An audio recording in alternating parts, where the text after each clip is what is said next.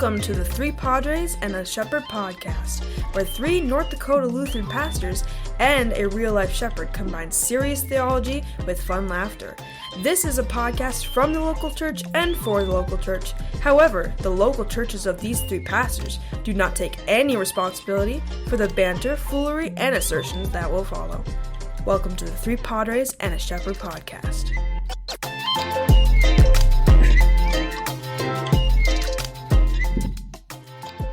Welcome to Three Padres and a Shepherd podcast. Today we take up the topic of marriage. Yes, marriage under the cross or marriage under culture. In other words, where has the church begun to misunderstand marriage by adopting the expectations and the worldview of the culture rather than receiving marriage as it is given to us in the Word of God? Stick around. In this episode, we're going to do some good old-fashioned myth busting, exposing the false cultural assumptions about marriage that have quietly crept into the church and in many cases have been baptized as if they were true. Hey guys, how's it going? Can I translate your intro? Yeah, do it. I got problems and you people are going to hear about them. Yeah, we're going right at it. I'm looking forward to this. We kind of threw this together last minute and as we were kind of contemplating, I'm like, this will be kind of fun, do some myth busting. Well, let's switch this around though. Usually you ask us how we're doing. How are you doing? Me? Oh, that's so compassionate of you, Brademeyer. I know. Man. Don't ever accuse me of that again. Man, I think I'm okay. I mean, I'm a sprained ankle, which is not happy, so I have to tape it for taekwondo and jiu-jitsu. Hey, by the way, I want to announce this. I went jiu-jitsu on Tuesday night. I take jiu-jitsu, and it's not I do it a couple times a week. I like it. I'm not really good at it, but I went against Matthias. Matthias joined, and we went all out. We rolled. And so when you roll, that means you go full throttle. Guess who put an arm bar on the young lad? Right here. Now, I've been doing it a year longer than him. He's only been doing it a few months. So it won't last long. So in about 2 months from now, he'll just destroy me. So but I was pretty proud of that. Pretty proud that I took the young man and submitted him in an arm bar, but it won't last long. I don't know, maybe he was going easy on me. He didn't tell me, probably. So sons do want to, not cripple their fathers, it turns out. Yeah. Mm-hmm. Yeah. And plus he knows you've got weak ankles. Yeah. Yeah. No, it is what it is. Okay, so the rest of you guys, what's going on? Anything new, Bo? It's getting to be spring. It's going to be nice today. We haven't been nice for a little while. It's like the fourth spring we've had. It seems like it keeps thawing and getting sloppy, and then the water goes away, and then it snows some more. But the sheep are shorn. It won't be long. We'll be calving. Next time we have this conversation, we'll be in the middle of lambing and calving. So nice. Mm-hmm. Neudorf. Yes. What's going on? What do you mean? Show us something. Yeah. What's going on? What do you got for us this Entertain us. Entertain us. Yeah. Go. I don't have anything to show this morning. Oh, you have said this lie more than once. I do not believe you. It's not a lie. I don't have anything to show. A bag of Cheetos or something around there. Well, had I known, I would have brought some show and tell. Good grief. Yeah. No, I love it. I like Neudorf. What's going on? We all pause. We're like, wait. Off the screen. Hang on a second. Hang on. If I have to show one thing, it'll be this. That's my wife and me at my ordination. Look at that. Mm-hmm. Mm-hmm. Man, we were so young. I was going to say you've aged pretty well, all things considered. Yes, so I have. How many years, Neudorf, since ordination? It was 2011. 2011. Okay. So 15 years. 15. Yeah. And so that's from my ordination, and then was that a Freudian slip? And then this is from I think like 5-6 years ago. So it took. Boy, I would have guessed 1995. So, my daughter is wearing a vest from Kratz Creatures, where they transform into different animals, and she got that vest when she and my wife went to a live show by the Crept brothers in Davenport. It was really cool. Mm-hmm. Well, cool depending on your perspective, I guess. My boys really got into that show when they were younger.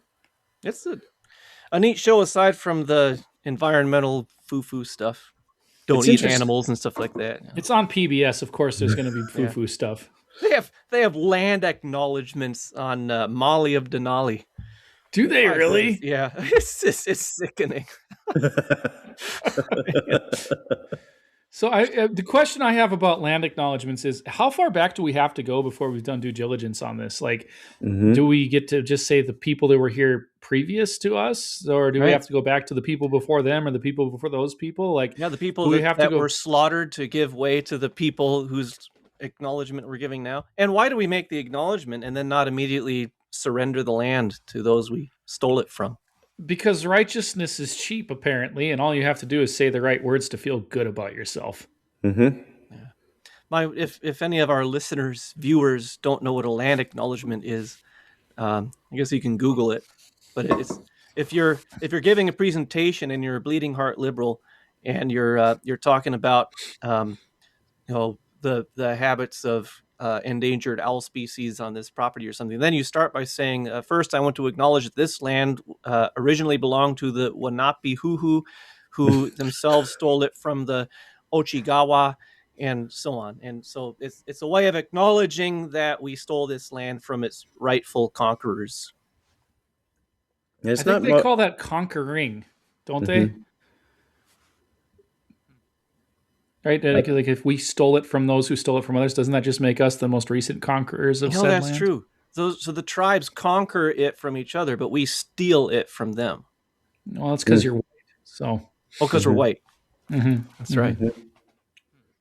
Finally arriving. That's a can of worms. Radimer, how are you doing? I am also anticipating spring. Spring is good. Got the bees out of the shed. It hasn't quite been warm enough to get in there and do much, but it's supposed to be hot enough tomorrow that I might start working the bees. I'm going to treat them for mites and give them some pollen patties and some sugar boards. So that'll be good. And I'm hoping that a lot of them didn't die this winter, because that would be really nice. Because replacing bees in the spring gets expensive when you kill them all. And the calving has started out at my parents' place, and my sons have some heifers out there, and they've had calves already, so the boys are pretty excited about that. And my daughter is just beside herself because she loves the calvies, So that's all going good. Yeah, got spring thoughts in my head right now. Nice. Well, we're at 8:01 now. Should we dive into this topic? Give us plenty of time to talk? No. Let's do it. Let's do it.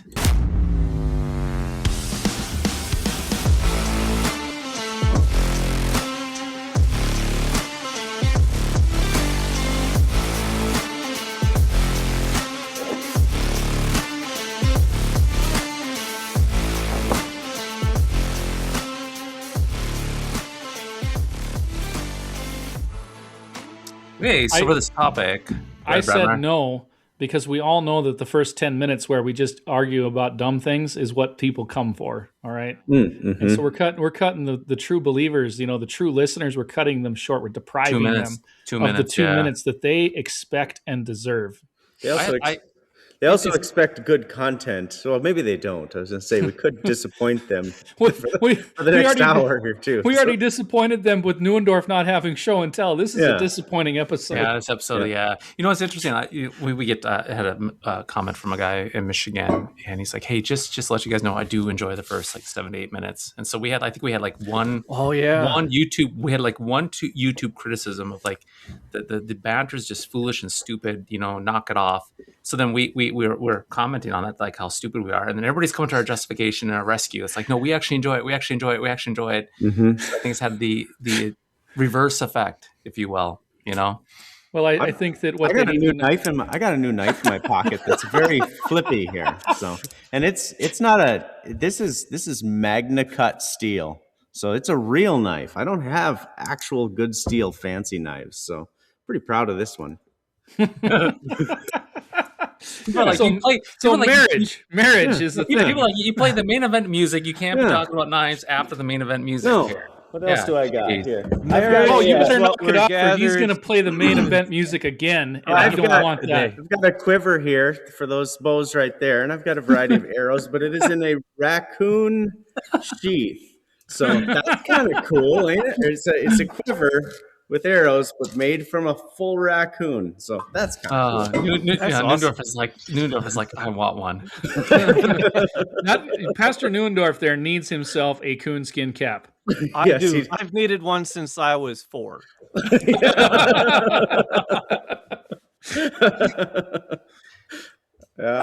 So marriage. Now we got our full 10 minutes. Marriage is what brings us together today. Yeah. Let's do it. Okay. So as we get started off, as we mention, we take the idea of marriage and we want to contrast it, right? So marriage, we'll say under the cross, which is going to be marriage according to Christianity, and then marriage under culture versus how we have bought in, especially in the Christian church, how we have bought into cultural assumptions and worldviews of marriage itself. Maybe we should start just real briefly on dating versus courting. Okay, what's the difference of that? That's something that I've talked to at least my kids about on dating versus courting. How do we unpack that? Have you guys had that? Well, I guess my kids are a little bit older than you guys' kids. No, I've been talking to my oldest son about these sorts of things. And I also talked to my confirmation students about this as well, because I can't guarantee to have a captive audience again, though, by the time they're 18, they'll probably forget everything I said, because that's how this usually works, right? All right. So what's the difference between the two? I mean, as far as dating and courting, just to help explain that. Well, the way that you're setting it up, because you obviously are trying to say that there's a significant difference here, is that dating, the way that we do it in culture, is just you go around, have fun, sleep with whoever you want to sleep with, play house with whoever you want to play house with, have a few one-night stands. And then when you kind of get bored of the fast and loose lifestyle, then you find someone to settle down with after you've, had some experiences and, sown some wild oats. Yeah. I find amazing, like I'll talk to people, it's like, man, they start dating a person, and I'll always go to this perspective, saying, man, just to think, in a little bit of time, you could be married to that person. And I get this like look of shock and horror from people. And I'm like, well, and I actually push back on this. I'm like, so you don't think this man is like husband material? Well, not really. And then I'm like, well, what are you doing? Right. Mm-hmm. What are you doing then? Or this gal, it's like, well, man, think about this. It might be your future wife and the future mother of your children. And it's like, I'm like, well, okay, well, if you don't see that person as a future spouse, what are you doing? What's wasting time and having fun, bro? Yeah. I horrified my wife the other day on this topic. I was helping her fold some towels in the laundry room, and my son has been bugging me. He's old enough this year on his birthday, he can get his permit. Right. This is a big deal. And he's already saving for a pickup. And she's like, oh, I just can't believe how old he's getting. And I said, you realize that in like 3.5 years, he could meet his wife. She's like, what do you mean? I said, well, I started going out with you when I was 17. And I thought she was going to have an existential crisis, not because it's bad to meet your wife at 17, but because she felt really old all of a sudden. Mm-hmm. I think probably, so I've just formulated my own preferred way to approach these things over the last 2 minutes, because I've been a little perplexed about it. And I imagine that, Matt, when you contrast dating with courting, you mean dating is for fun and courting is toward marriage or something along those lines. The thing is, dating as I encountered it in high school and college was a very emotionally fraught thing. So my society, even unbelieving, godless society, did not view dating as just sleeping around for fun. They viewed dating as many engagements and many marriages.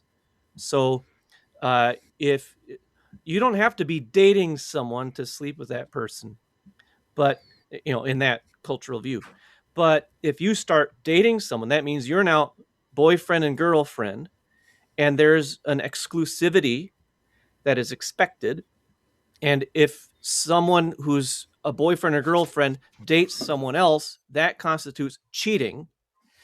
And it generally terminates then in an official breakup.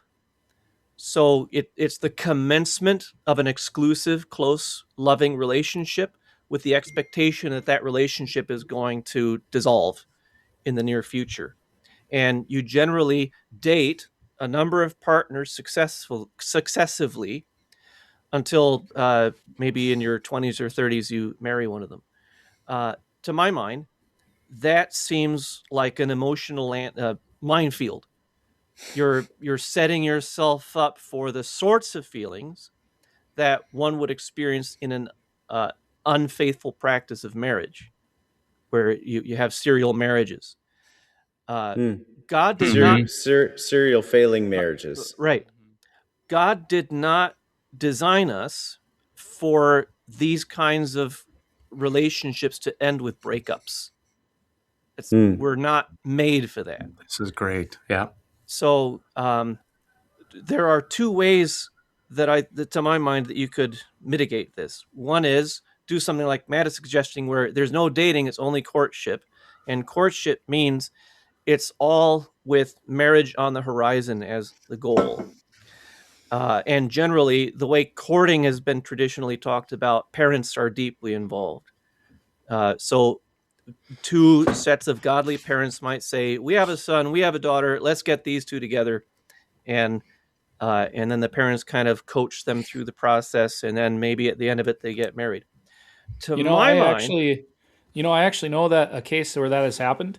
Yeah. And I am going to a wedding in the end of May for a young Lutheran lady and her fiance, that the parents basically set them up. Yep. Now, I'd say that can work, and there are plenty of instances where it has worked. To my mind, it also involved similar risks to dating as I described it. What if you have two families, they set up this couple, they're under a courtship, and they have this understanding that this is going to culminate in marriage. And let's just say they don't hit it off for one reason or other. They don't have that spark. They don't want to get married. Or maybe one does and the other doesn't. Then you still have this idea where you've started this relationship toward marriage, but one party or other wants to back out, and then you have heartbreak and so on. Now, maybe that's unavoidable. Maybe that's just part of life. But dating as it was practiced in my parents' generation did not necessarily involve we become boyfriend and girlfriend, we're dating for a year and a half, and then one of us breaks up with the other. One of us dumps the other, and we have the heartbreak and so on. Dating meant who of the opposite sex do I enjoy spending time with? I'm going to a movie with this girl this week. I'm going ice skating with that girl this next week. And I'm going on outings with these different girls so that I can get a feel for them. Do we click? Do we enjoy talking with each other? Do I feel afterwards like, boy, I'd like to do something with her again? And there's less writing on it, so that it's more an opportunity to get to know what sorts of personalities click with me, what kinds of personalities do I just not get along with, and then through sort of a natural process, you find, I'm always seeing the same girl, and she's always interested in going out with me. And then it enters something more like what you might call a courtship phase, where the understanding is, we're thinking about getting married, but you don't have this formal spot where you say, we are now officially boyfriend and girlfriend. The only time anything is official is engagement. That's what I was going to ask. Is boyfriend and girlfriend, is that language just kind of a replacement for engagement? For our culture, I think yes, because there's such moral baggage that comes along with it. Oh, another thing that we got to throw in here. The way that dating has been approached for the last 30, 40 years, it's understood that sex is involved. Mm-hmm. And so much of this can be resolved if we take sex off the table. And if it's just everybody's understanding that sex is for once we're married, not engaged, married. But don't you know that human beings are sexual creatures and can't help themselves, Neuendorf? Don't you know that it's impossible to leave your zipper up because you are just a weak-minded fool and a slave to your base passions? Don't you know that that's true? I know no such thing. That is one of the assumptions of like so much in modern society that drives me up a freaking wall. We talk about sexual orientation as a constituent part of our identity, even foundational part of our identity.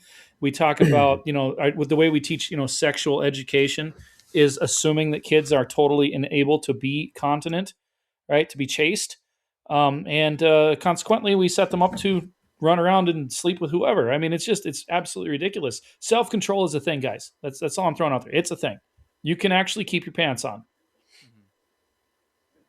Man, these great insights. Bo, any insights on this here? Well, I'm just gonna be questioned. So, but isn't sex kind of an unavoidable thing if you're telling people they also shouldn't get married before 25 or 30?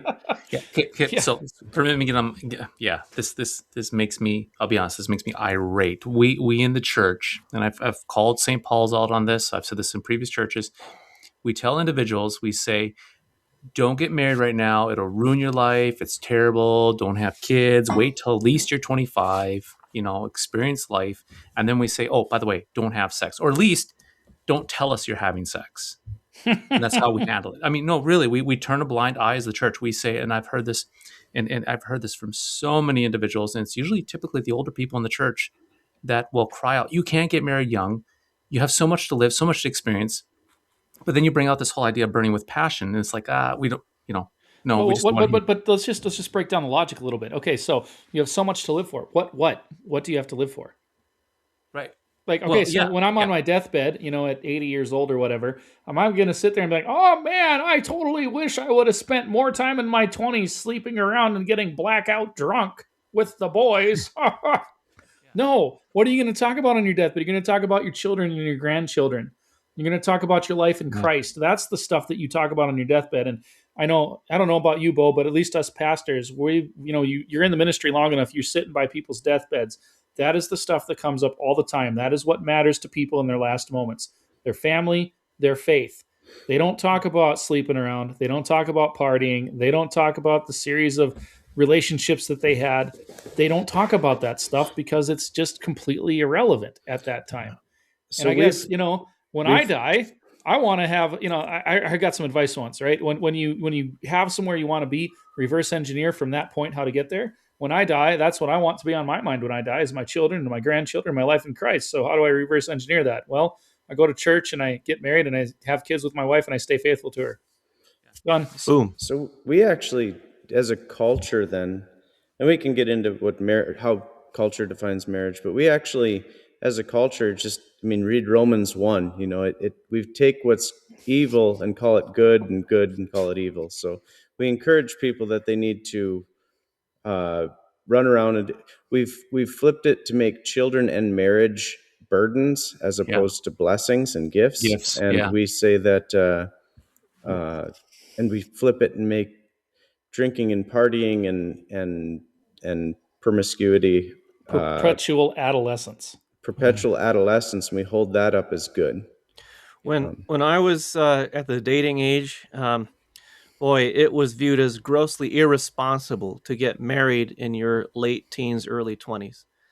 And then once you get married, it was considered grossly irresponsible to have kids within like the first 10 years of your marriage. You got to wait until the house is all set to go. You both have your careers totally underway. You've saved up a bunch of money, have your retirement all set up, and then you can start thinking about getting a dog. And then once you have a dog and a cat and you know how to take care of pets, then you can start thinking about having kids. I've been digitizing for years because it's slow going. I've been digitizing our church book here at Our Saviors, and when I get to marriages, from like the 1940s to the 1970s, they'll list the ages of the couples. And the typical ages for those decades are like 17 bride, 18 groom. Mm-hmm. And guess what? Like a year later, we're baptizing their babies. And 60 years later, we're doing a funeral for the widow of, this person that was married at 17, 18. They stuck it together. Okay. They had kids. But is they made that it be for life for themselves. we can't just we could there's a couple ways to look at. Could we just look back at that and say, oh, that's how they did it, so that's what is good? Meaning, we can't just look back at the past and just say default that was good because that's what we did in the past. So my It could question be is, good, it could not be, but they did it and it worked. so they did it and it worked, okay. Yeah. But that doesn't necessarily mean that it's so. Back up a little bit here then. What is marriage? Let's define marriage. So we've kind of gone the dating route, and now we've said what maybe a possible ideal might look like. Now back up and say, okay, what is marriage? Is it two people being happy together, so they decide to be married or get married, or what? How do we define marriage even? How does God define it? I'm not the definition guy, but I'll take a crack at it. Neuendorf can fix me. Okay. Marriage is the publicly accountable union of one man to one woman, meant to be lifelong, where children are raised and they become one flesh and they are identified as a single familial unit under the headship of the father and husband of that household. I think That's I quite left an something expansive out. definition. Yeah.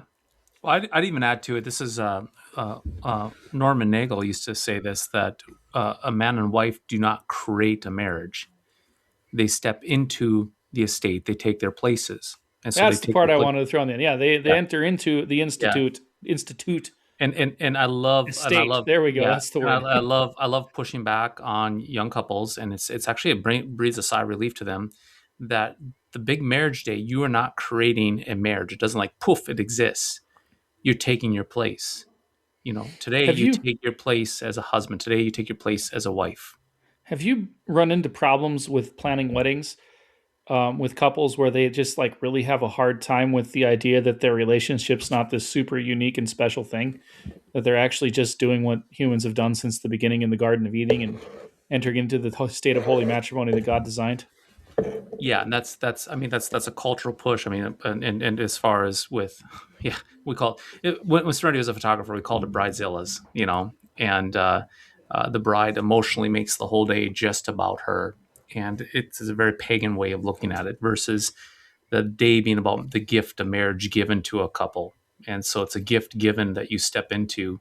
It's a new vocational role that's actually created for you Well, as you do the vows. so how does in our American context, how do we define marriage today? Who's it between and what's it for? Any two people that have a romantic interest in each other and are willing to, by force of their wills, be united together.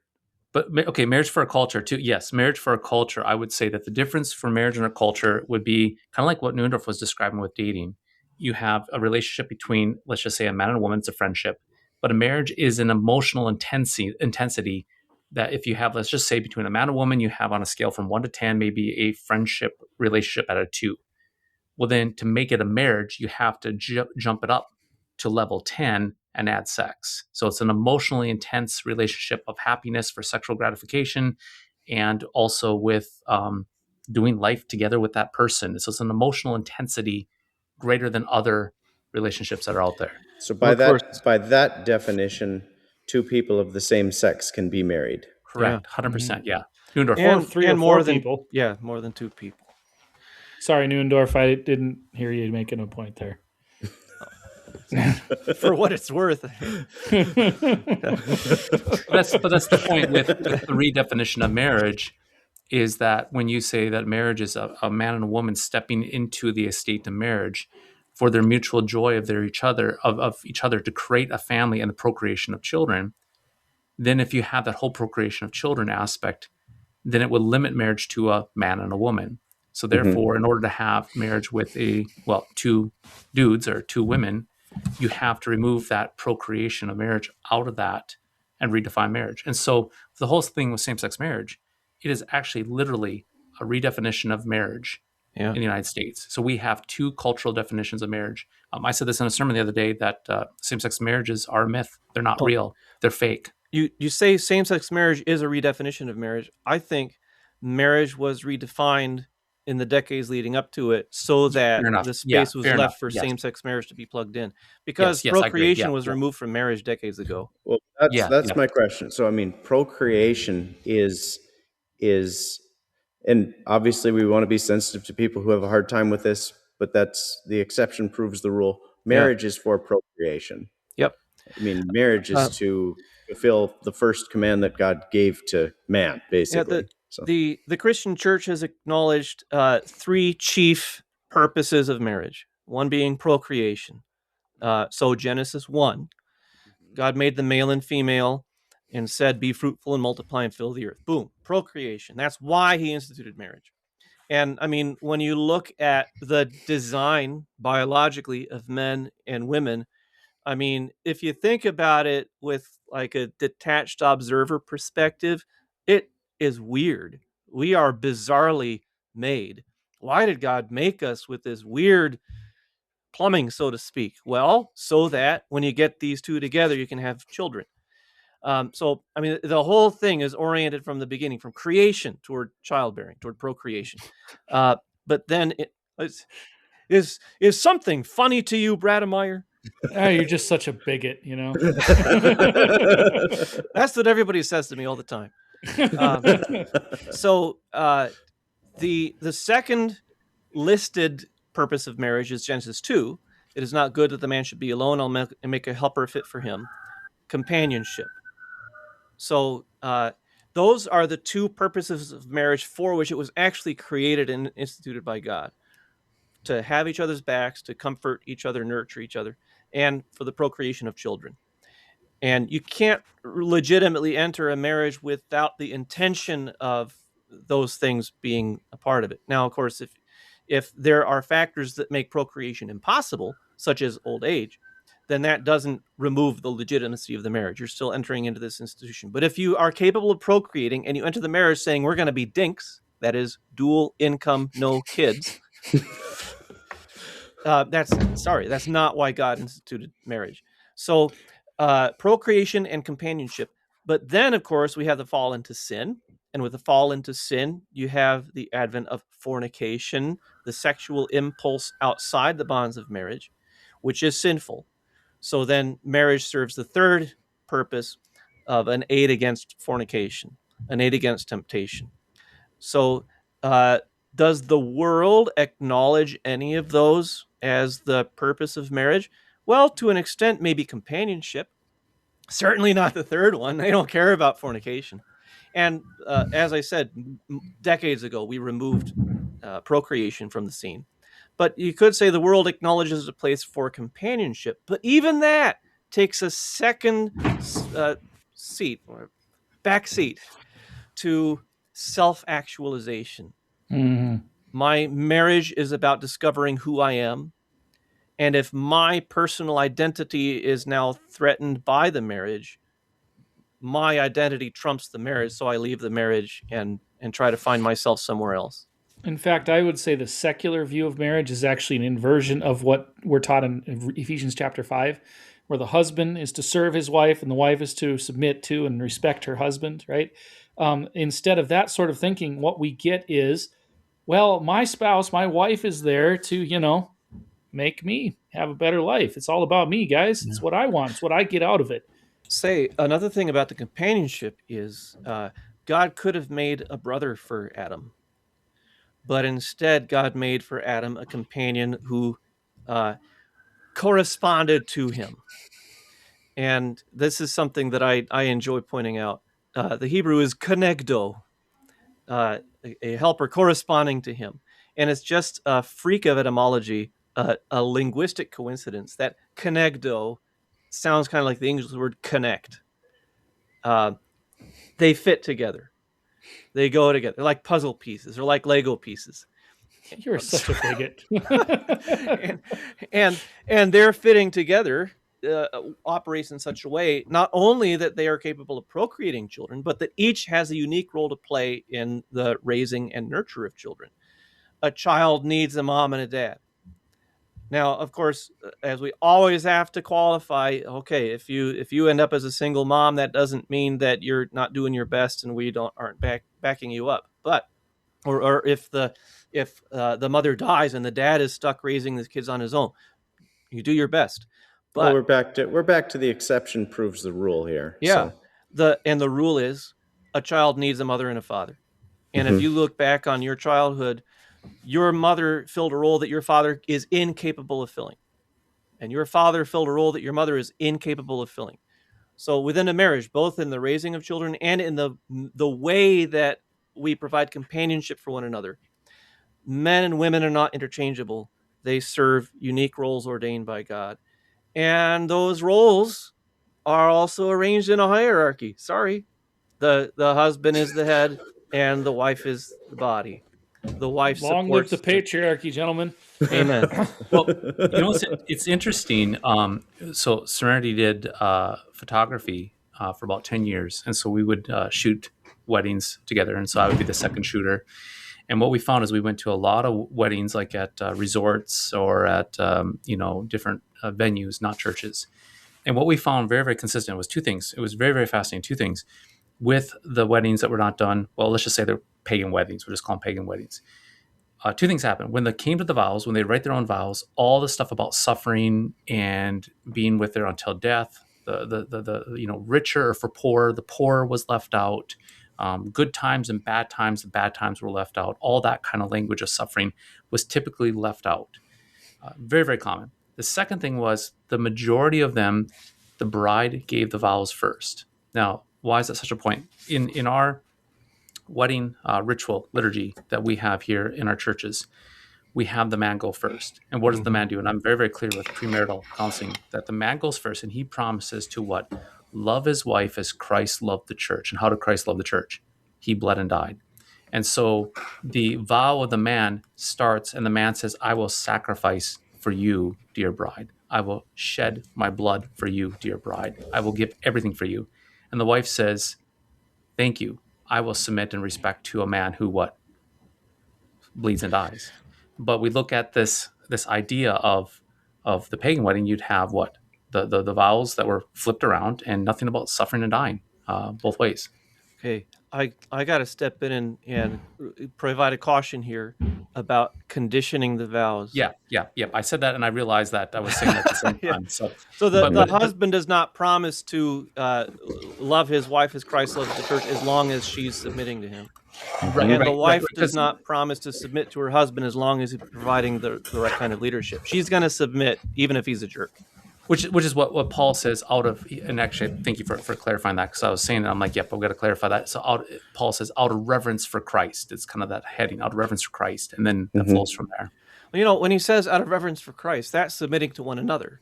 That's all Christians laying down our preferences, saying, I'm not going to insist on my own way. I'll submit to my brother and sister Christians. But in marriage, it's not mutual submission. In marriage, the husband leads, the wife submits to the husband.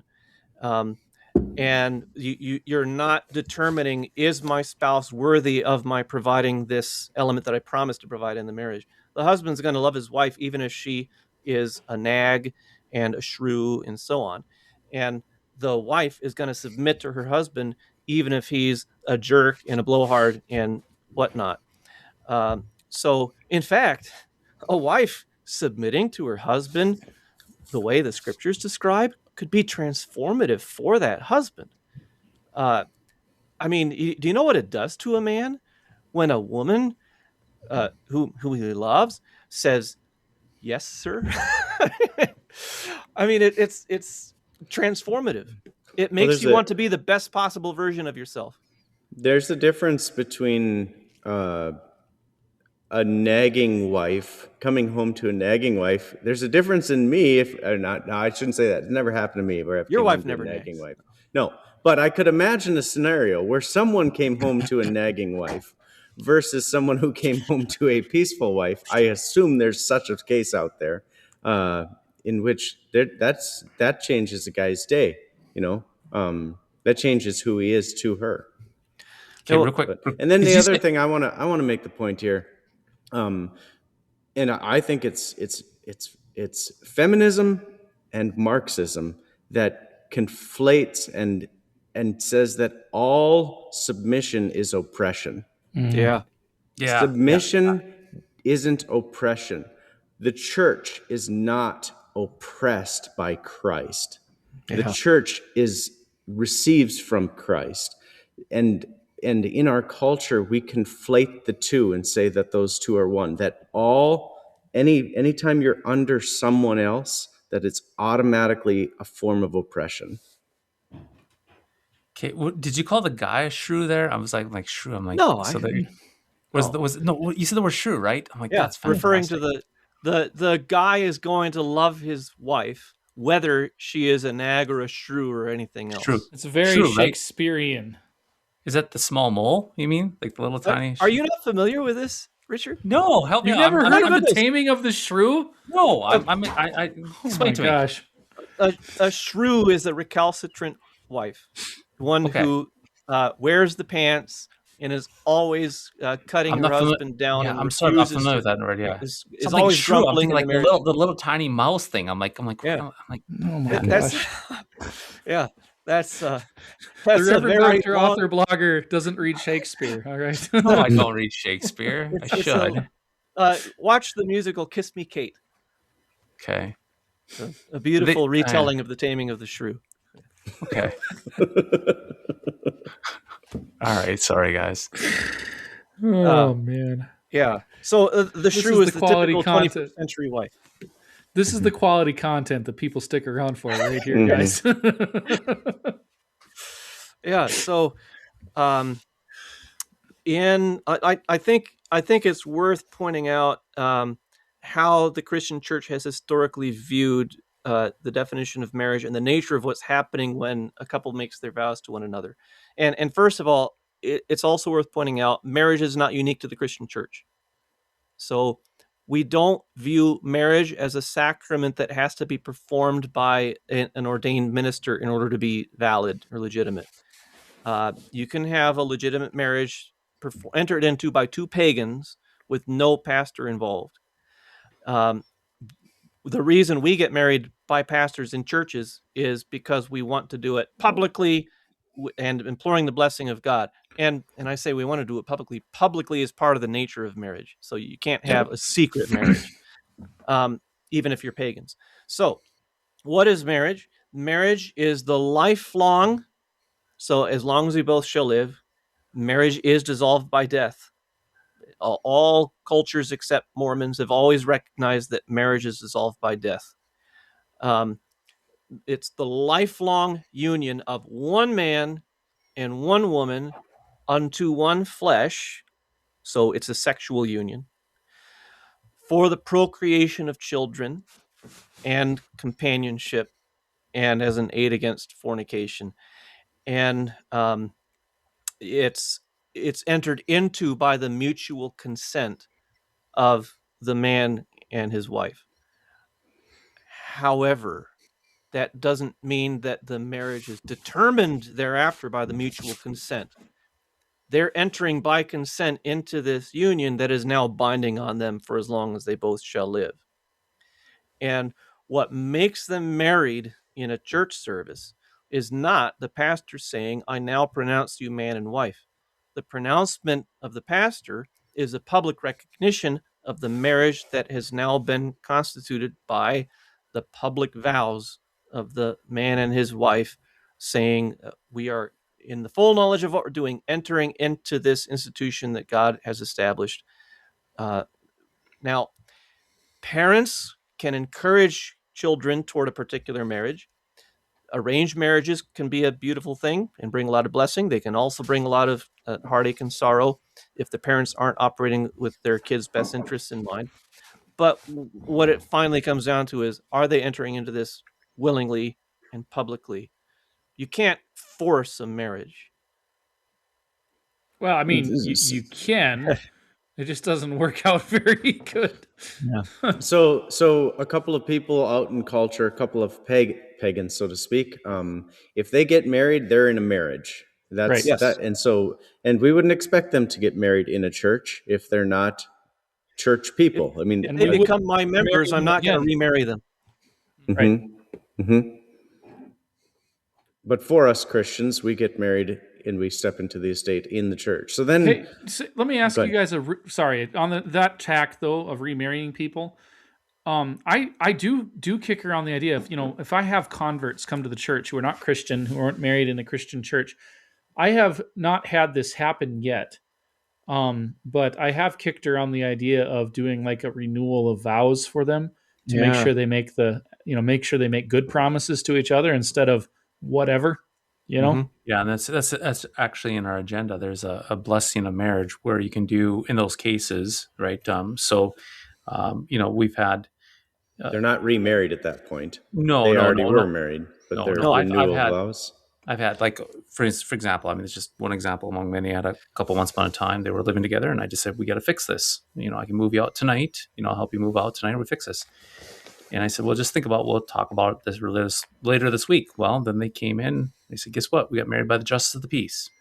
Okay, God be praised. They did that. But then, okay, what do we do with that? They said, can we do a blessing here at the church? Absolutely, we can do a blessing of that in the church at a future point. So that was used for that case. Or, for example, like maybe there's a situation where the marriage bond is maybe devastated by the effects of adultery or so forth, to do that right, to restate those vows again as a blessing per se. Thoughts on that? So if you become one flesh with someone if you sleep with them, meaning if you're in a dating, cohabitating relationship, you are sleeping with that person. By definition, you're marrying that person and divorcing that person when you break up. It's not public. I'm trying to just sort that out, because there's threats attached to the sleeping with and becoming one flesh with someone like that. The one flesh union is the intention of marriage, but it's not what constitutes marriage. So you're united in marriage unto one flesh, so for the purpose of having a sexual relationship for the procreation of children. Mm-hmm. But when St. Paul says that you become one flesh with a prostitute when you sleep with her, that doesn't mean you're marrying her. It remains fornication. It's a sin because you're entering into this one flesh union outside a marriage that God ordained. Okay. But I mean, the point is well taken that it's a momentous act, and it's extremely traumatic, damaging to both parties. And the way men and women are built, I mean, the fact is it's more traumatic for the women when all this is said and done. Yeah, we got to take that way more seriously as a culture than we do.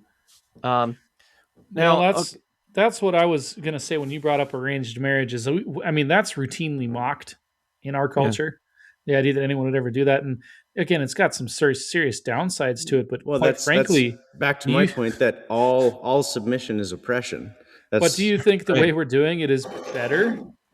No. I mean, just objectively, when you look at all of the data on well-being, on children, what we're like pushing or almost at 50%, or no, we're above 50%, aren't we? Nationally, of children are born out of wedlock these days. Oh man, I mean, I can't remember what the number is, but it was really, really high. And that's not good for kids.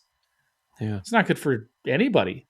And then, like you were saying, every time you get a girlfriend or your boyfriend and you live with each other and you shack up and you play house, and you're having sex and then you stop one day, it's like getting divorced.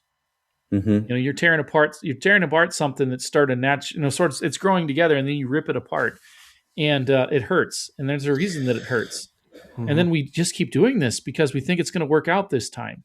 I mean, you look at the data on cohabitation before marriage, and it's not great.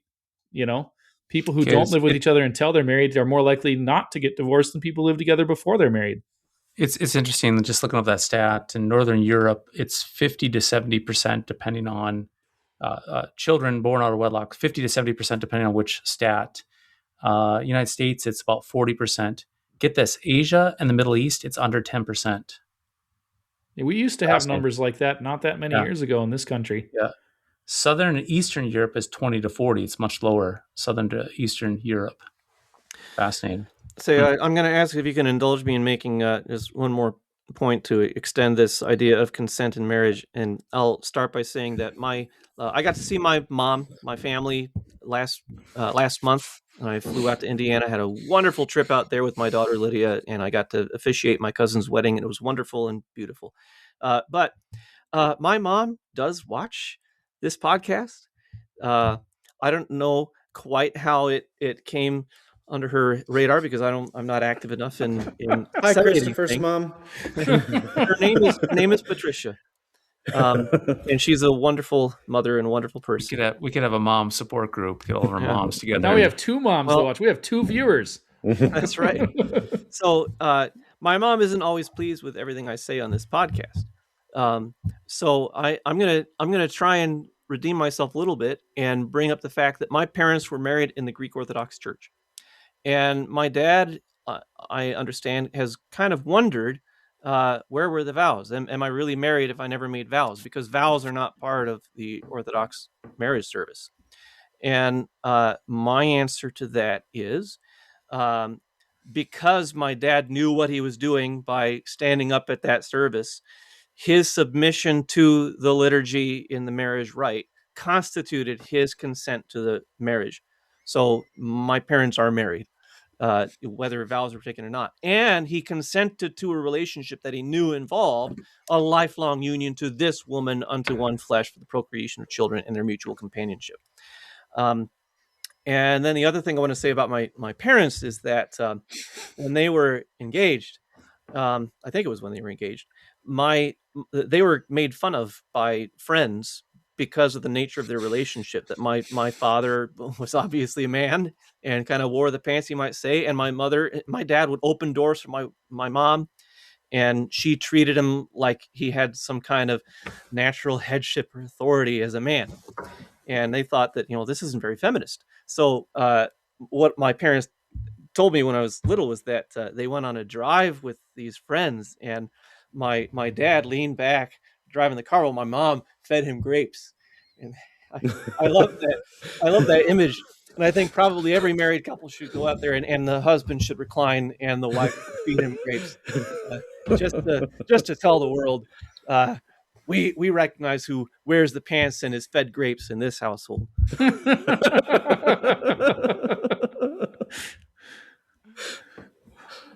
Oh yeah, that's great. Okay, so we have about 2 minutes here left here.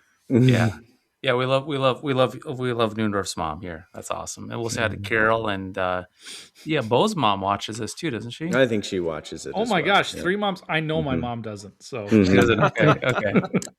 All right. Well, how do men and women, once in the state of marriage, how do men and women screw it up? What are the expectations and Sin. What are the actions? Okay. What false expectations of society? Yep. Do women sin in marriage, or just men, or do both parties sin? Everybody sins. Okay. So is that from? I mean, obviously we sin because we're sinners, but then what are the expectations that set us up to fail at marriage? What are the cultural expectations that the church has? Oh man, there's a list. There's this whole much, like, it's always going to be fun. It's always going to be good. It's just going to be, pleasing to my emotions, right? The sex life is always going to be wonderful and amazing and passionate and novel and whatever else, right? That it's never going to be a burden, that I'm never going to have to give of anything or sacrifice to make this thing work. I'm never going to have to struggle with temptation or desire to step out on my marriage. There's going to be no bad. It's just all positives, right? And I'm just going to be self-actualizing all over the place and be amazing, and everything's going to work out great, and I'm going to be a better me. It's going to be awesome. What should women expect from men in marriage? What should they expect from their husbands? Leadership, stability, strength, steadiness, provision, reliability. And so I'm going to go both ways. So what should women expect? And then how do men fail that we see? And they fail maybe even a way that they think is acceptable in culture or good or something that culture says this is fine to be this type of man in marriage. And that's honestly, by not leading. Yeah, that's the big one. I was going to say the big one is when men just back off and don't head their households. And they let the wife take over, So they're sinning against their wife by not being the head over her. Yes. One of the things with all the divorces I've seen over the last 20 plus years, there's a common characteristic. The guy runs to the garage or he runs with the bros and he's not present. is not willing. He vacates the position. There's another one. This one's more of a minority failure, but it's the kind of guy that beats the crap out of his wife, because he can't lead by just bringing his life along with him by explaining what he's doing or whatever. Like he doesn't have the ability to do that, so he resorts to just straight violence to get his will accomplished in the house, and that's not good man's either. Brute force is to be directed outside the household. It threats outside the household, and that brings comfort and assurance to the wife and the kids. But if he takes that brute force and directs it within the household, that's a deep perversion of God's design for marriage. And now the wife knows this is not a man I can rely on. This is not someone I can count on and run to for comfort and protection. This is a threat in my own household. And that ruins things real quick. So my question then is, why do these men slink to their garage or slink to their friends or avoid their wives? Do women have expectations of women have expectations of their husband? How do women sin? Do they sin? I'll tell you one of the reasons. Some guys are just lazy. Okay. So Fair enough. Let's take those guys off the table. Yep. But one of the things that wives do, and I don't even think a lot of them realize they're doing this, is they set their husbands up for failure. Because you walk into the house and it's, you don't clean the dishes right, you didn't take the garbage out, you don't know how to change a diaper, you did this wrong, you didn't do this, you didn't do that, and everything, even if they're not nagging about it, but just the idea that there's nothing you can do that's right here, because she has to correct him and instruct him, and she heads over him. No man wants to do that, so he's just going to check out and go out to the garage. Is interesting. Checking out doesn't happen in a vacuum. Not usually. Sometimes it does. Because there are guys, there are guys who are basement trolls and they lose their life in a video game or something like that. That may have nothing to do with the wife. But there are also situations where the guy walks in, and again, the wife's just doing what she was taught to do by our feminist culture, right? And she doesn't realize what she's doing is crushing her husband and disrespecting him. And no man will put up with that kind of disrespect. That's why it was interesting that Anya and I was going to a conference this weekend in South Dakota, and we went to an Applebee's. This would have been just, I don't know if it was in Bismarck or if it was actually in South Dakota. Regardless, we're sitting there, and Anya was probably about 9 or 10, and it was a group of women next to the next table there, and they were very, very loud. And we just sat there, and she just kept on looking at me. Literally for the full 45 minutes we were there eating, we heard them berate and destroy their husbands in a circle. And we left, and she said, "Daddy, what's wrong with those girls? Why do they hate their husbands so much?" And I said, "Sweetie, I don't know." I said, "What we heard there, why are they still married? If what they described in their husband is actually true, they were married to monsters. So what led them to marry those kind of monsters?" And it's just like, man, oh my goodness, it was a Lord have mercy moment. And that was the whole point with Anya. This is, you don't speak about your husband this way. You don't speak to your husband that way, and you do not speak to other women about your husband that way. It's a betrayal of the most fundamental sort. It is absolutely degrading, and it destroys the idea of the man. And I've always told my girls that when you have your husband, you don't knock him down, you build him up. In other words, he is that prince, right, who is climbing to the top to fight the dragon, and you get underneath his shoulder and you build him up. It's kind of like that line from Spider-Man where she says to him, "Go get him, tiger," right? Love that line. It's to build him up, and your right? Movie references. Yeah. Jeez Louise. Yeah. But yeah, again, it's and so I think on the one hand, what we did say is there are guys who will run to the video games, they'll run to the shop and so forth. They're just flat out lazy, right? Or they don't have an idea what it is to be a man because they just have never been taught. Yeah, maybe right? They don't have a father figure. That's part of it too. They don't have a father figure. Right. They learned, but then you do have the wife problem there. But on the other side too, the way that some women will treat their man, it's like, man, I don't blame the guy. You come in the house, you walk in, and you get shredded, and basically the woman then functions like a mom. And then you have so the man then is feeling like he's 8 years old. He comes back from playing with the boys or doing whatever he does, and he gets nagged on by his mother, who's actually his wife. And then what ends up happening? So I asked the question, and Nuendorf answered, "What should a woman expect from her husband? What should a husband expect from his wife then?" Respect. Submission. What So the forms primary. what forms do those take or what form does submission actually take? What does that mean? It means that she's not trying to usurp his authority and headship. She's not trying to dominate or run over him, or she doesn't nag him and disrespect him. She's not backbiting him and talking negatively about him, that sort of thing. One way I've seen it expressed is a wife who doesn't respect her husband will give him specific instructions and watch him fail because it doesn't do it just the way she wants him to do it or something like that.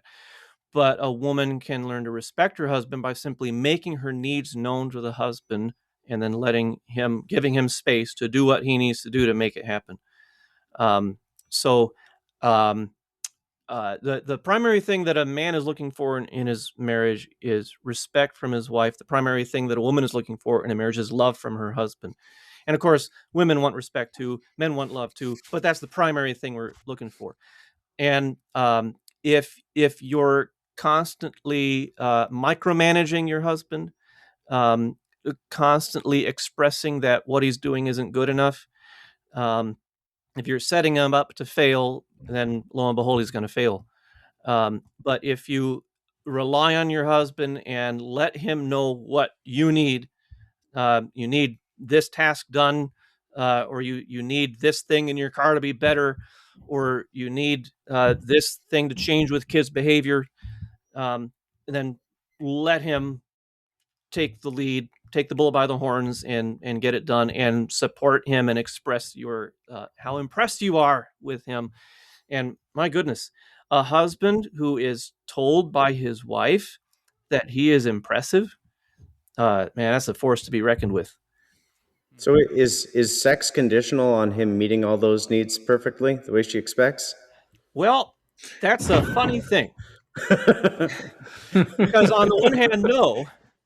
On the one hand, sex is a due that a wife owes her husband and a husband owes her wife. And if you doubt that, read 1 Corinthians 7. Mm-hmm. I mean, God tells you your body's not your own. You owe sex to your spouse. Now, how many husbands have to be told by their wives, you owe me sex? But how many wives need to be told by their husbands, you owe me sex? Well, the thing is, how many wives, if they are told by their husbands, you owe me sex, are inclined to respond? Yeah, it's not very attractive. No, it's not. So the husband ought not to approach it from a sense of desperation and neediness. Mm-hmm. If the husband orders his marriage in such a way that he has the respect of his wife, then sex can come more naturally. However, something we need to be aware of is the phenomenon of responsive desire. And what do we mean by that? In the early days of a flourishing marriage, the wife can't get enough of her husband. And all right, sex comes really naturally. But as things become more routine, the wife will not experience so much of what you'd call spontaneous desire. The husband, the classic illustration is like a light switch. Of course, anytime, anywhere, yeah, he's good to go. But do we need to censor some of this? but the wife, maybe the light switch thing will censor the wife, typically the conventional image is she's like a conventional oven that needs to be preheated. So sorry. So that you're not wrong though. You're not wrong. That means the problem we run into is the wife doesn't experience this intense need for her husband right here, right now, and therefore she concludes, I don't really want sex. And then the husband concludes, boy, my wife must not really be into me because she doesn't have the same kind of desire for me that I have for her. And then that causes, well, eventually dead bedrooms where you're not engaging in the one flesh union, which is a bad thing. It's a problem for a marriage. And is way too frequent, way too prevalent in our society now. And I just saw a statistic about that recently about the number of couples, which they're broad in the data, but that are sexless. It's actually a pretty high number, if I remember right. Like even young couples, like in their 20s, there's like a significant minority, and when I say significant, I mean like 10% or something, that don't have sex even once a month.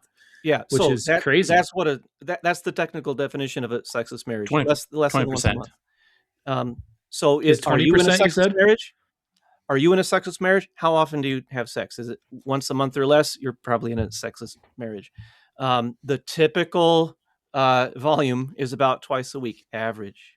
And sometimes it's good just for people to be aware of that. Twice a week average. If that seems like astronomically high to you, there might be problems that we need to work out in the marriage. Twice a week average is pretty typical. I know we're over time here, but since we're on this, what advice would you guys give to a husband who's in a sexless marriage? Don't beg your wife for sex. Don't sulk and pout when she turns you down. And try to be the kind of man day to day in your marriage that your wife will be drawn to. So provide leadership, and don't let her bait you into infantile behavior. And I would also add, and bear your cross. This is what you signed up for. Yep. She's not doing her end of things, but you need to still do your end of things. Yeah, absolutely. And don't comfort yourself by saying, "Well, she's not giving it to me, so I'll find other ways." No, there are no other ways. Sorry. And by restricting yourself to your wife, to your married relationship for the fulfilling of those very real desires, that is a powerful motivator on working on it, making sure that it's healthy. If you have an out, then the marriage can go rot and you won't care. So, what about the woman who's in the sexless marriage then? A lot of the same advice, right? Get your husband tested for testosterone levels. If a woman's in a sexless marriage, it's generally a health problem for the man. Mm-hmm. If a man's in a sexless marriage, it's kind of a typical 21st century marriage based on feminism. And it's either a health problem. It's either a health problem or just a porn addiction. Oh, yep. So, but that's not necessarily. What about the woman who is using sex as leverage, so to speak? I don't know if that's that's not good. That's as sin, or that's as wrong as a man being mean or using his strength over his woman, not being loving. It's sin. I think if a man finds himself in a sexless marriage, there are all kinds of things he can do on his end to try to help the situation. But at some point, his wife may need to be reminded, you do owe this to your husband. And I mean, you do love him, right? And one way that spontaneous desire works is the wife can recognize, I don't feel like it right now. And if I keep waiting until I feel like it, we're going to be in a dead bedroom for the duration. But if I can remember, when we have done this, I really enjoy it. It makes me feel good about myself, about my husband, and it's I have good memories of these things. I may not feel like it right now, but if I kind of get the ball rolling, then eventually, not too long from now, I will feel like it, and then it'll be wonderful. So it takes both parties. It takes effort. Marriage takes trying. And how much can the man do to help his wife recognize what she ought to be contributing to the sexual side of the marriage? That's really tough and really tricky. But one thing you might do is arrange to talk with your pastor about it. And hopefully your pastor will have some basic knowledge about dead bedrooms, the sexual dynamic in marriage, and so on, and be able to not tell the wife, you owe your husband sex this many times a week and you better do it or else.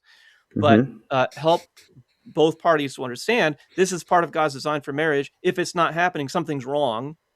And here are some tools that you can use to help make it more a regular part of your life together. Yeah, and seeing it like what Bo said there, seeing it as a gift rather than a tool to be used. Yeah, that's the thing is like it's a gift. Sex is a gift. Children are a gift. Marriage is a gift. It's all good. And all this sin is and all the cultural things are corrupting it. And headship is a gift.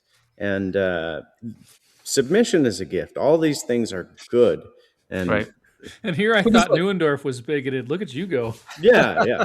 But again, that's the point though. What does sin do? Sin comes in and it wrecks things. It perverts it. It just twists it. I mean, sin it. Yeah, sin takes that which is good and healthy and true, and it twists it and it flips it upside down, and that's what we're talking about. I mean, there's a natural and unfortunately that's what the problem is when we talk about the subject of sex and marriage and all these kind of things. I think frankly the American church in a lot of ways, even having this conversation, we hear it through a cultural lens. We hear it through the brokenness of sin rather than for what it actually is, biblically speaking. So even just like, for instance, the headship, you say that, and there's a knee-jerk reaction to that. Why? We're not seeing it as a gift. We're seeing it as oppressive. Why? Because we have this downloaded cultural assumption, whether it's Marxist ideology or feminism or whatever it is, that gives us this tainted lens that we cannot see it for what it is as a gift. Well, we always have to qualify it. Every time we say the word headship or submission, we have to qualify it and explain ourselves when God says it's good. It's the right thing. It's the right way. And this culture has infiltrated the church to the point where we can't even just speak plainly. Or even defining every term. And even back to the very beginning of our conversation, a young couple comes and I just think my wife and I, she was 18, I was 19. I proposed to her. And instead of saying, God be praised, that's wonderful, I would say over 60 to 70% of the church was like, do you know what you're doing? Are you sure? It was questioning in it. Mm-hmm. And Serenity and I, we have said this with our own kids. My son, he's going to be 19 here, and his girlfriend, they've been dating for 2 years. They've started talking about marriage, and we said, we're not going to make that same mistake.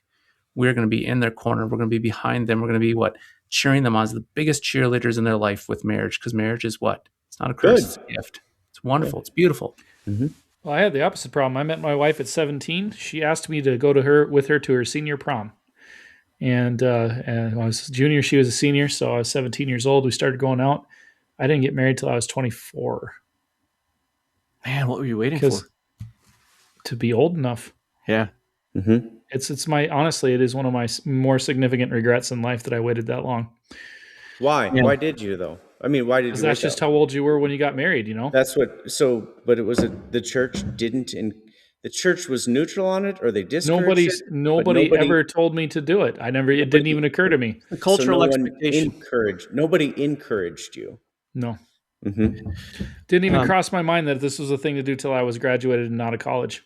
We could do a whole hour on the practical side of making early marriages work, because there are a lot of challenges set up by the way we order our society now to early marriage and early childbirth. Mm-hmm. But you can make it work, and there's great blessing in it. I know we're over time, but I think something that's really important to assert here. You can just go, Pastor Matt. We'll just leave. Neuendorf will sit here and talk. I texted him. I said, I'm going to be late. So. Okay. Genesis 3, fall into sin, curse on the snake, curse on the devil, and then the curse on the woman.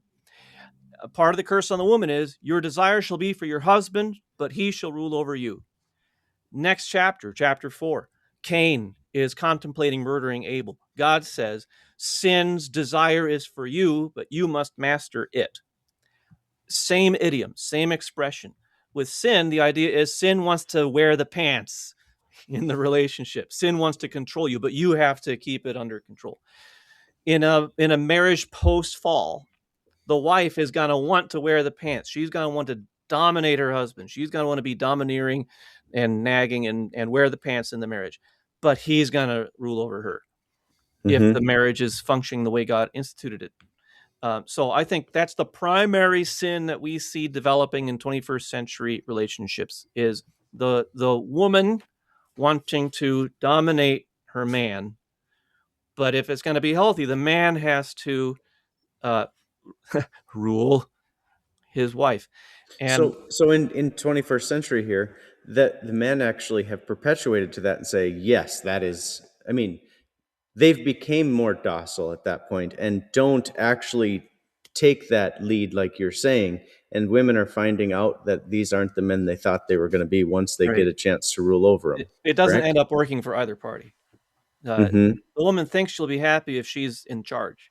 But then when she gains power, she finds, oh, this isn't all it's cracked up to be. I don't have a husband I can respect, I can look up to. And then the man thinks, hey, if I lose my responsibility, I can just sit on my duff and drink beer and play video games or whatever. It's great. And then he ends up hating himself. Woman finds this make-believe man that will make her happy somewhere else. And then in Ephesians, wives, submit to your husbands as the church submits to Christ. Husbands, love your wives as Christ loves the church. We define down that submission to death until it's almost meaningless. But, Peter tells us what this submission means. It means obedience. Because Sarah obeyed Abraham, calling him Lord. My goodness, you want to get a husband you can respect? Address your husband as Lord, or maybe his modern equivalent, sir. Try obeying your husband and see where your marriage goes from there. Try respecting the man that God has placed over you. Feed him grapes. Yeah, feed him grapes. Or Dairy Queen, right? Dairy Queen. I don't think taking that soft serve works as good though. Yeah, Dairy Queen. All right. So, anything else to add on this? We didn't talk about half of your subjects. We never got to divorce, but it's good. It's good when marriage doesn't get to divorce. So yeah, we should do a whole episode on divorce.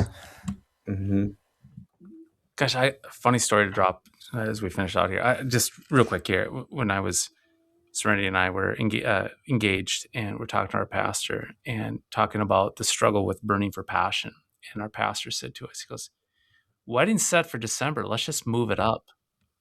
So we can do that. He's like, "Of course we can do that." We moved it up. And so for full disclaimer, we were virgins when we got married. We dated for 4 years, virgins when we got married. And so we moved it up. And so people were like, "Oh, I heard you moved the marriage up." And I said, "Yeah." I said, "We're having a shotgun wedding." Now, the term shotgun I thought was like, boom, shoot the gun, and you like go fast. Oh man! And so like, what happened? You moved the wedding up? I said, "Yeah, we're having a shotgun," because I heard that term. I didn't know what it meant. I'm like, boom. We were going from December to August, like, boom, here we go, shotgun, that's fast, let's run fast. And so I'm saying this to everybody, and then I told my roommate, he's like, "Oh, okay." And Serenity came over, and he looks at her, and he said, "Well, congratulations, I guess. I heard you're moving the wedding up." And he looks at her tummy, and she's like, "Well, what?" He goes, "Well, Matt said you had a shotgun wedding." "A shotgun what?" So I was in the car with her. We're going to the pastor, and I came and I told him, and he goes, tell Pastor Earl what you said. I said, "Why are we telling people I have a shotgun wedding?" He goes, "Do you know what a shotgun wedding is?" I'm like, "Yeah." We're like, boom, you pulled the trigger, we're going. He's like, "No, that means she's pregnant." I'm like, "Oh my goodness." And I was a youth director at that time at the church. And so anyway, he said, "I'll take care of it in the wedding, in the sermon. I'll take care of it." It was so that we still get a laugh about that, the shotgun wedding. And my wife has had to explain to me so many idioms. Like I learned, men are idiots. I learned what a cardigan is from my wife. I knew what a shrew was. I knew what a shotgun was. I know what a shrew is now. I had to look it up. I was Googling that when you guys were looking. I'm like, "Oh, okay." I typed in shrew and I see this little mouse. And I'm like, "How does that make sense? This little tiny little shrew mouse." And I'm like, "Oh no." I think we need to be done now. Yeah. I think we're done. I'm just hit the outro. I'm not gonna read the outro. We're done, right? Well, I think. Never mind. Never mind. No, okay. I was just gonna say we should wrap this up decent. Like, Jesus says marriage is good. Christ in the church is the image that we're given. Christ is good. He's head over the church, and he does good things. He bled and died for her, and she submits to him. And it's a good arrangement. We should shoot for it. Okay, play the music. Play the music. There we go.